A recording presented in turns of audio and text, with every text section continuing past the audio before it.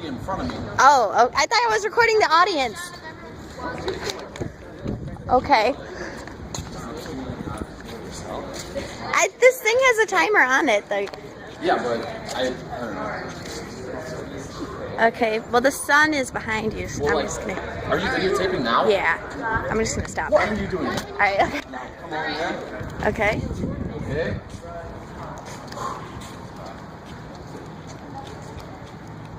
Alright. So when I say the words boxing, do you imagine two guys just flinging their arms at each other? You wouldn't be too far off in thinking that. I mean, it's pretty common, but in all honesty, that's not the case. It's much more complicated than that. And to prove that to you, I'm here to show you guys how to throw 4 punches. And in doing so, I'm going to do it in 3 steps. First, I'm going to start off by showing you how to get in the right stance. And then after that, I'm going to show you how to throw the jab and the cross, which is like 1, 2, or straight punches. And then I'm going to show you how to throw a left and a right hook. So you might be asking yourself, you know, why does this matter? Why the fuck should you care about this? Well, basically, boxing is a great way to exercise. I've done many sports. I've done soccer, wrestling, football, and nothing compares to the 6 years I've done boxing. Nothing is physically taxing as boxing. And then another thing is you might.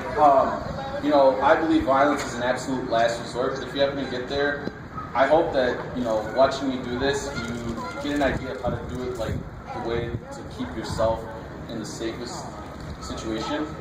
And the way that it's relevant to me, well, I did it for 6 years, and so it's something I'm comfortable with, and I hope, and the second reason is because I just want people to realize, like, how intricate something like that can be, something like boxing can be. And a little bit of history is boxing or documents in relation to boxing date back as far as 2000 BC. So yeah, you can say it's pretty old. It was brought into the Olympics in 688 BC, and a little history with me in boxing again. I did it for 6 years. I had to beg my mom for 2 years straight, and she still wouldn't let me do it. And then it took my grandpa or her dad to like beg her to finally like get her to do it. And then so I started at 12, and I stopped at 18, but nonetheless, it's something that I know.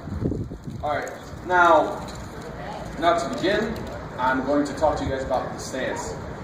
So to begin with the stance, you're going to start standing straight up, bring your feet shoulder width apart, and after doing that, bring your dominant foot, for me it's my right foot, bring your dominant foot about with a step and a half in between, like so. After doing that, you're going to bring a slight bend in the knees, about half a squat. And then after that, you're gonna ball a fist. Make sure your thumbs are on the outside, because if your thumbs are on the inside, you might break the thumb. And then bring them up to your chin. Bring them up to your chin. Tuck in your elbows. You want to expose as little as possible. Relax your shoulders so you can throw the punches much more fluidly. And tuck in your chin. Again, that's a really big target. That's something people want to aim for right away. That's your stance. Oh, and before I forget, lock your wrists, lock them, point them inward a little. This is to be safe. And now that I showed you that, now it's throwing the jab and the cross, which are straight punches. Your jab is a straight punch with your left dominant hand, and a cross is with your dominant hand. And to begin with the jab, what you're gonna do is you're gonna lift your left foot or your less dominant foot up slightly, and then you're going to push off your dominant foot forward. Now, in doing that motion, as soon as you lift your foot and begin to push off, you're going to throw your less dominant hand straight out. After doing that, bring the arm back, straight back to your chin, and here comes the much more intricate one. What you're going to want to do to throw your cross is you're going to want to lift your dominant foot up to the ball of your foot, and you're gonna do a motion what we call squishing the bug, which is exactly what it sounds like. It's pivoting. You go like that, and you turn your hips in, and as you're doing that, then you do the same motion that you did before. You throw the punch straight out, aim for the chin, as if another person was the same height as you in front of you, and that's your cross. So altogether, it should look like this. And now I'm going to show you the hook. And the hook, you're going to stay in this position.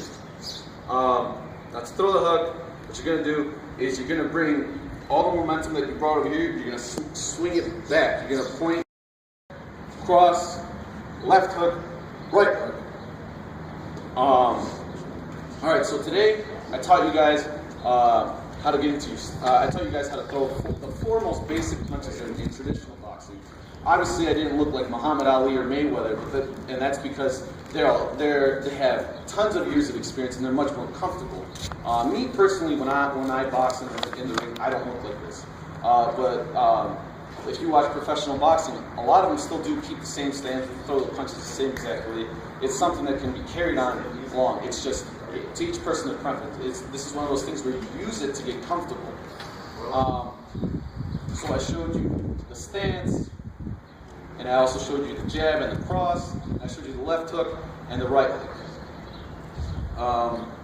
So I'm sorry if at some point I lost you. I lost you throughout all of that because, I know it can be complex. It doesn't. At first, it's a lot to take in, and it was a lot for me to take in. Again, I did it for 6 years, and I still look at shit. But I hope that I leave on a good note, and I show you guys that it's not just rocket, sock, and robots. It's poetry and motion. Thank you.